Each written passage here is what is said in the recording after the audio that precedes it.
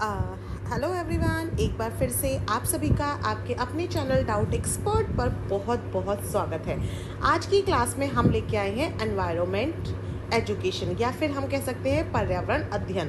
इसके बहुत बहुत इम्पॉर्टेंट क्वेश्चंस। वैसे तो देखिए, इस क्लास में जो क्वेश्चंस हैं वो आपके सभी एग्जाम्स, चाहे आप यूपी टेट की तैयारी करें, सी टेट की करें, एसएससी कर रहे हैं, सीजीएल की कर रहे हैं, एसएसबी की कर रहे हैं, डीएसएसबी की कर रहे हैं, केवीएस की कर रहे हैं, किसी की भी कर रहे हैं, सभी के लिए बहुत ज़्यादा इंपॉर्टेंट होने वाला है। अगले 15 से 20 मिनट आप हमारे साथ जुड़े रहिए और आपको आपके अपकमिंग एग्जाम्स के लिए बहुत इंपॉर्टेंट क्वेश्चंस मिल जाएंगे।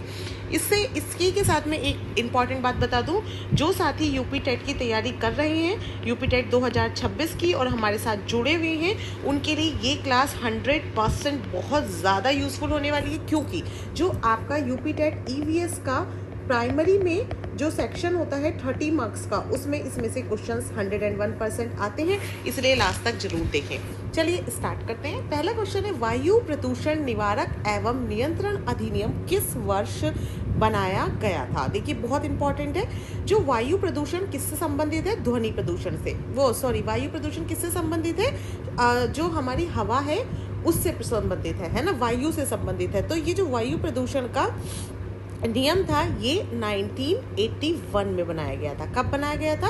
1981 में। देखिए, 1987 में जो संशोधन हुआ था ध्वनि प्रदूषण को उसी में ये वायु को भी हिस्सा बना दिया गया था। पहले ऐसा हुआ था, बाद में मतलब 1981 में हमारा ये बना, बाद में इसमें संशोधन कब करा था? बाद में एक अमेंडमेंट हुआ या फिर आप कह सकते हैं संशोधन हुआ इसमें 1987 में संशोधन हुआ, और उस संशोधन में इन्होंने शोर यानी कि ध्वनि प्रदूषण को भी वायु प्रदूषण का ही हिस्सा माना था। दोनों बातें आप याद रखेंगे। आपसे ये भी क्वेश्चन बन सकता है कि ध्वनि प्रदूषण को वायु प्रदूषण का हिस्सा कब से माना गया था? तो कब से माना गया था? 1987 से। मैं यहाँ लिख देती हूँ, 1987 में ध्वनि प्रदूषण को भी वायु प्रदूषण का हिस्सा माना गया था, यानी कि शोर को भी इसमें जोड़ दिया गया था। बिना सरकारी अनुमति के चिमनी चलाना भी दंडनीय अपराध है, ये भी इसमें माना गया था। हालांकि ऐसा कोई माने ना माने वो एक अलग चीज है, बट है, रूल है। क्वेश्चन नंबर 2 है, भारतीय वन जीव संरक्षण अधिनियम किस वर्ष पारित किया गया था? देखिए, जो भारत में वन्य जीव के संरक्षण के लिए, जो वन के जीव जंतु होते हैं उनको संरक्षित करने के लिए एक अधिनियम बनाया गया था। और ये क्वेश्चन बहुत बहुत ज़्यादा इंपॉर्टेंट है। मैं जितनी बार लिखूं आप रट्टा मार लीजिए। 1972 में भारतीय वन जीवों के संरक्षण के लिए अधिनियम बनाया गया था। आज़ाद भारत का पर्यावरण क्षेत्र में पहला अधिनियम था। जब से आज़ादी हुई थी उसके बाद पर्यावरण के क्षेत्र में आने वाला ये पहला अधिनियम था। ठीक है, याद रखेंगे, पर्यावरण के क्षेत्र में आने वाला ये पहला अधिनियम था। और इसमें क्या था? इसमें 6 अनुसूचियां थी। कितनी थी? 6 अनुसूचियां थी। और हालांकि इतना डीप में पूछता नहीं है, बट जब हम पढ़ रहे हैं तो हम सब कुछ ही पढ़ेंगे। 6 अनुसूचियां थी, 7 अध्याय थे। कितने अध्याय थे? 7 अध्याय थे। और इसमें 66 धाराएं थी। कितनी धाराएं थी? 66 धाराएं थी। तो आप ध्यान रखेंगे, आप मेरी बात को सुनते रहिए। जब क्वेश्चन आएगा तो आपके माइंड में क्लिक कर जाएगा। जैसे ही आपको ऑप्शन 1972 दिखेगा, आपको तुरंत ध्यान में आ जाएगा कि भारतीय वन्य जीव के लिए ये संरक्षण अधिनियम बनाया गया था। आज़ाद भारत का सबसे पहला अधिनियम था। और इसी अधिनियम में जो आखेट के शिकार पर पूर्ण प्रतिबंध लगाया गया था। जो आखेट था उसके पूरी तरह से प्रतिबंध लगाया था इसी अधिनियम में। और इसी टाइम पे 1972 में ही बहुत इंपॉर्टेंट एक हमारा प्रोजेक्ट था, प्रोजेक्ट टाइगर।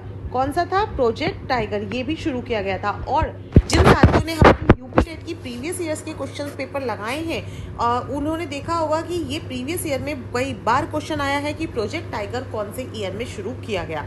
तो कौन से ईयर में शुरू किया? 1972 में, जब भारतीय वन जीव संरक्षण अधिनियम आया था, उसी टाइम पर ही प्रोजेक्ट टाइगर को शुरू किया गया था। और इसमें 6 अनुसूचियां थी, 7 अध्याय थे, 66 धाराएं थी। मोस्ट इंपॉर्टेंट, ये आजाद भारत का पहला अधिनियम था पर्यावरण से संबंधित।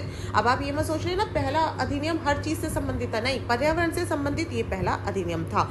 ये हमारा सिर्फ प्राइमरी नहीं, अपर प्राइमरी में भी, सोशल साइंस में बहुत इंपॉर्टेंट पार्ट है। तो मिस नहीं करना है, आपको पूरी क्लास देखनी है।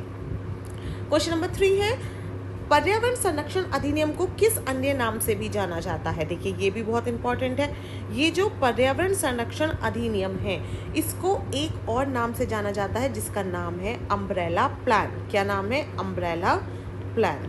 अम्ब्रेला प्लान के नाम से भी जाना जाता है और हिंदी में कई बार आपको छाता विधान लिखा हुआ मिल सकता है। क्या लिखा हुआ मिल सकता है? छाता विधान।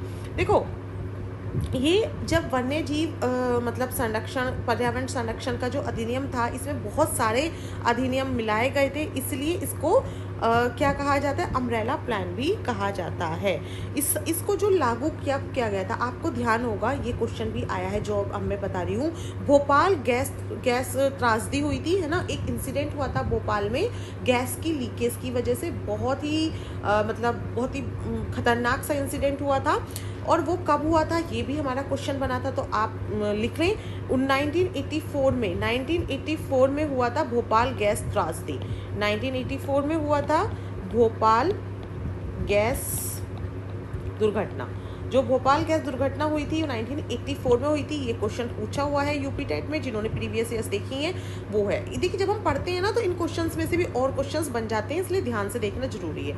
तो जब ये भोपाल गैस दुर्घटना हुई तो उस समय पे ये पर्यावरण संरक्षण अधिनियम को तात्कालिक मतलब एकदम से तत्काल रूप में इसको लागू कर दिया गया, ठीक है। और इसे संविधान के अनुच्छेद 253 के तहत लागू किया गया था। कौन से आर्टिकल के तहत?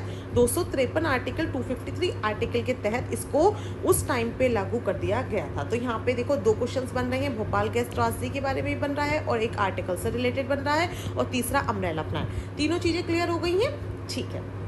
आगे बढ़ते हैं। नेक्स्ट क्वेश्चन है जल प्रदूषण निवारक एवं नियंत्रण अधिनियम कब लागू हुआ?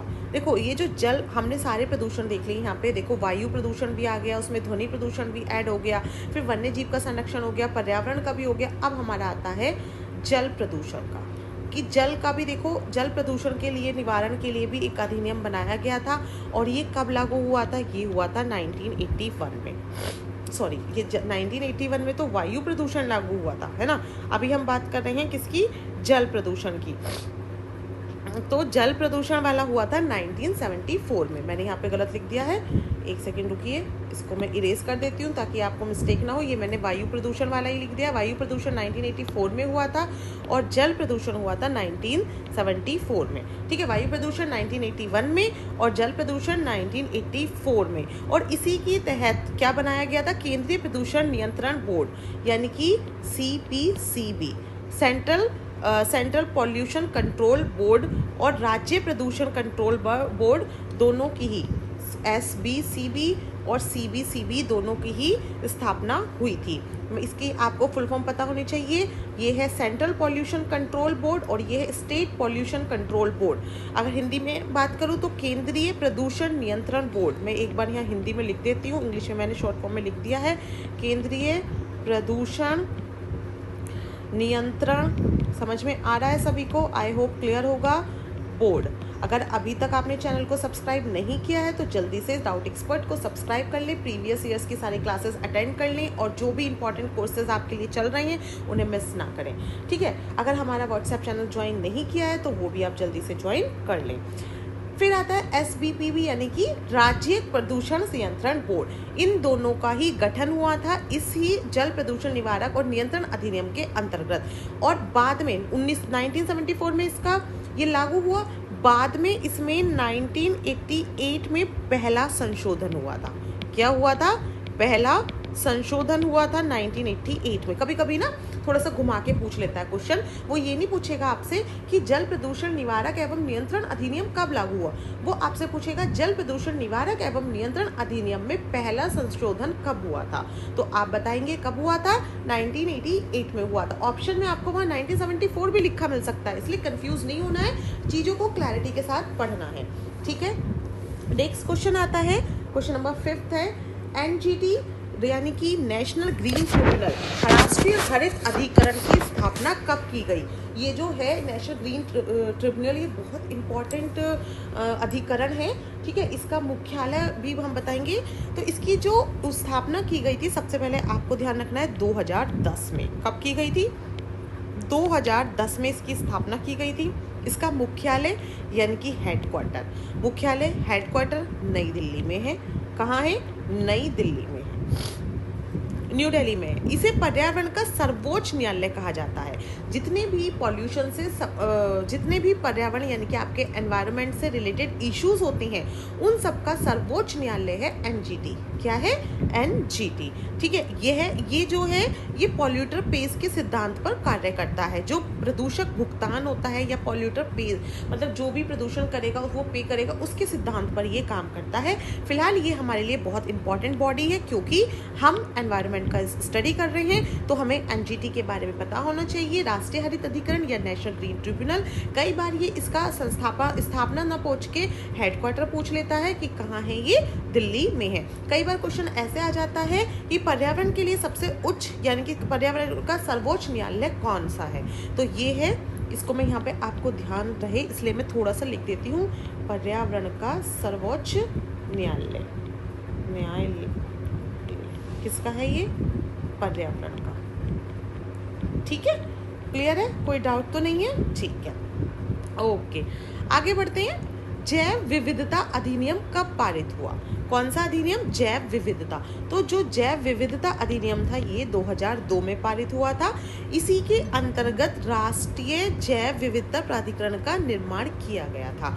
ठीक है, इसके अंतर्गत क्या किया गया था? राष्ट्रीय, आपको याद रहे इसलिए मैं लिख रही हूँ। अगर आपको ये नोट्स चाहिए तो आप हमारे व्हाट्सएप चैनल को ज्वाइन कर लीजिए। वहाँ पे आपको यूपी टेट का एक स्पेशल बैच है, उसमें आपको नोट मिल जाएंगे। राष्ट्रीय जैव विविधता प्राधिकरण, ठीक है, इसका क्या हुआ था? निर्माण किया गया था इसी अधिनियम के अंतर्गत। ये आपको ध्यान रखना है। और कई बार पूछ लेता है ये कहाँ है, तो ये चेन्नई में है। कहाँ पर है? ये चेन्नई में है। ये भी पूछा जाता है कि राष्ट्रीय जैव विविधता प्राधिकरण कहाँ पर है, तो ये कहाँ है? चेन्नई में। कहाँ स्थित है? चेन्नई में। याद रखेंगे, मैं बार बार रिपीट कर रही हूँ क्योंकि जब आपके सामने क्वेश्चन आएगा तो आप मेरी आवाज आएगी आपको और आपको आंसर याद आ जाएगा। नेक्स्ट क्वेश्चन है, ध्वनि प्रदूषण नियम और नियंत्रण नियम किस वर्ष लागू हुआ था? जो ध्वनि प्रदूषण है, आजकल देखिए साउंड पॉल्यूशन बहुत ज़्यादा बढ़ता जा रहा है। अननेसेसरी इतने नियम होने के बाद भी अननेसेसरी हॉर्न्स और अननेसेसरी साउंड्स आ रही हैं, जिससे कि हमारी जो सुनने की कैपेसिटी है वो भी कहीं ना कहीं कम हो रही है। जो हमारे ईयर्स की पावर है वो भी कम हो रही है। हालांकि इसको कंट्रोल करने के लिए एक नियम पारित हुआ था जिससे इस पर नियंत्रण ला सके, तो वो हुआ था 2000 में, यानी कि 2000 में। ठीक है, और इसको किसके अंतर्गत बनाया गया था? जो पर्यावरण संरक्षण अधिनियम 1986 था उसके अंतर्गत इसे बनाया गया था। और इसके हिसाब से क्या था? रात को 10 बजे से सुबह 6 बजे तक लाउड स्पीकर बैन रहेगा और अस्पताल शिक्षण संस्थाओं के 100 मीटर के दायरे को साइलेंस जोन घोषित किया जाएगा। इसमें इन्होंने साइलेंस जोन का कॉन्सेप्ट निकाला था कि जितने भी स्कूल्स और हॉस्पिटल्स हैं उनसे 100 मीटर, कई बार ये पूछ लेता है कि स्कूल और हॉस्पिटल से कितने मीटर की दूरी पर साइलेंस जोन होगा, तो 100 मीटर की दूरी पर होगा। और जो रात को 10 PM से 6 AM तक हमारे जो लाउड स्पीकर्स हैं वो क्या होंगे? बैन होंगे। ये भी आपको ध्यान रखना है। ये इसके दोनों इंपॉर्टेंट पॉइंट हैं। और एक इसमें इन्होंने ये बताया था कि ये कब हुआ था? 1986 का जो अधिनियम था उसके तहत, पर्यावरण संरक्षण अधिनियम के तहत बनाया गया था। नेक्स्ट क्वेश्चन आता है, वन संरक्षण अधिनियम किस वर्ष प्रभावी हुआ? जो वन संरक्षण अधिनियम था वो हुआ था 1980 में। देखिए जितने अधिनियम है ये बहुत इंपॉर्टेंट हैं, आप इनको कहीं शॉर्ट फॉर्म में अपने नोट्स में लिख लीजिए क्योंकि ये क्वेश्चन आते ही आते हैं, रिपीटेशन पे आते हैं, तो फिर आपको लगेगा अरे हमने क्लास देखी थी फिर भी हम गलत कर रहे हैं, तो बहुत दुख होगा। तो ये जो वन का संरक्षण हुआ था वो हुआ था 1980 में, ध्वनि का 2000 में, आप ऐसे करके याद कर सकते हैं। इसका जो उद्देश्य क्या था? जो वन संरक्षण अधिनियम था इसका उद्देश्य था जो वनों की अंधाधुंध कटाई हो रही थी उसको रोक लगाना, उस पर रोक लगाना था। और ये सबसे पहले कहाँ प्रभावी हुआ? ये है हमारे लिए बहुत इंपॉर्टेंट क्वेश्चन। ये सबसे पहले कहाँ कौन से राज्य में प्रभावी हुआ था? सबसे पहले तो ये हुआ था मध्य प्रदेश में। देखो क्वेश्चन के अंदर क्वेश्चन निकल रहे हैं। सबसे पहले कहाँ हुआ था? ये मध्य प्रदेश में प्रभावी हुआ था। फिर इसके बाद इसका भी संशोधन हुआ, और संशोधन कहाँ हुआ था? संशोधन हुआ था 1988 में, और इसमें संशोधन करके वनीकरण को बढ़ावा भी दिया गया था। और सबसे इम्पॉर्टेंट बात है, ये सब प्रकार के वनों के लिए प्रभावी था, ऐसा नहीं था किसी स्पेशल वनों के लिए बनाया गया था। 1980 में ये इसलिए बनाया गया कि जो वनों की अंधाधुंध कटाई हो रही है उसको रोक लगाया जा सके। फिर ये सबसे पहले प्रभावी हुआ मध्य प्रदेश में। फिर उन्हें लगा कि चलिए हमने रोक तो लगा ली, लेकिन अब हमें नए पेड़ भी तो लगाने चाहिए, तो इसमें संशोधन हुआ 1988 में, और उसमें उन्होंने कहा कि अब इसमें हम वनीकरण करेंगे, यानी कि वनों को और लगाएंगे, और इससे क्या होगा, जो कटे हुए वन है उनसे हम ओवरकम कर सकते हैं, इसलिए इन्होंने एक संशोधन किया। फिर इंपॉर्टेंट चीज ये है कि चाहे वन कैसा भी हो, वो ये सभी के लिए लागू होता है। ठीक है, नेक्स्ट क्वेश्चन है क्वेश्चन नंबर 9। देखो ये हमारा पार्ट फर्स्ट है, मैं इसमें सिर्फ 10 क्वेश्चन लेके आई हूँ। फिर मैं नेक्स्ट पार्ट लेके आऊंगी पार्ट 2, उसमें हम आगे के क्वेश्चन करेंगे, बिकॉज पर्यावरण से रिलेटेड बहुत क्वेश्चंस आते हैं, इसलिए ये हमारे लिए बहुत ज़्यादा इंपॉर्टेंट टॉपिक होता है। ठीक है, नेक्स्ट है ध्वनि प्रदूषण नियंत्रण नियम किस वर्ष लागू हुआ। ये तो मैंने शायद हो गया ना, रिपीटेशन पे आ गया, हाँ, तो ये तो इसका रिपीट हो गया है, 2000 में हुआ था, है ना। जिन्होंने ध्यान से देखा होगा उसको बता देंगे, 2000 में हुआ, उसकी पूरी डिटेल मैंने आपको पीछे बता दी है। नेक्स्ट इंपॉर्टेंट क्वेश्चन है, वैसे तो ये 10 के 10 बहुत इंपॉर्टेंट है, बट ये भारत में प्रोजेक्ट एलिफेंट की शुरुआत किस वर्ष हुई। तो जो प्रोजेक्ट एलिफेंट है उसकी शुरुआत हुई थी 1992। अभी इस क्लास में मैंने आपको 2 प्रोजेक्ट के बारे में बताया है, एक तो ये हो गया प्रोजेक्ट एलिफेंट, ठीक है, एक मैंने अभी थोड़ी देर पहले स्टार्टिंग में बताया था प्रोजेक्ट टाइगर के बारे में। वो कौन से ईयर में लॉन्च हुआ था, बिना देखे जल्दी से कमेंट में लिखकर बताएंगे, जिसका कमेंट सबसे पहले आएगा वो मार्क किया जाएगा। देखना नहीं है, अभी समझ में आ जाएगा आपने कितने ध्यान से पढ़ा है। तो प्रोजेक्ट एलिफेंट 1992, और आप यहाँ लिख के बताएंगे प्रोजेक्ट टाइगर, मैंने अभी पढ़ाया है। तो प्रोजेक्ट एलिफेंट 1992 में आया था, और ये पूरी तरह केंद्र प्रायोजित परियोजना थी। किसकी थी, केंद्र प्रायोजित, यानी कि सेंट्रल गवर्नमेंट की थी। मोस्ट इंपॉर्टेंट इसका मेन एम क्या था, जो इसका मेन एम था वो था मानव और हाथी के संघर्ष को कम करना। ठीक है, जो मानव और हाथी के संघर्ष था, संघर्ष को कम करना इसका मेन उद्देश्य था। ठीक है, ये आपको ध्यान रखना है, किसको कम करना था, मानव और हाथी के संघर्ष को कम करना, ये इसका मेन ऑब्जेक्टिव था। और ये जो था, हाथी को भारत का राष्ट्रीय विरासत पशु माना जाता है, और औसत आयु कितनी होती है, 70 ईयर्स होती है। हाथी को भारत का क्या माना जाता है, राष्ट्रीय विरासत पशु।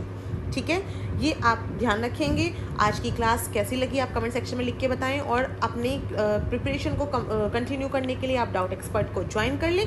Thank you for watching.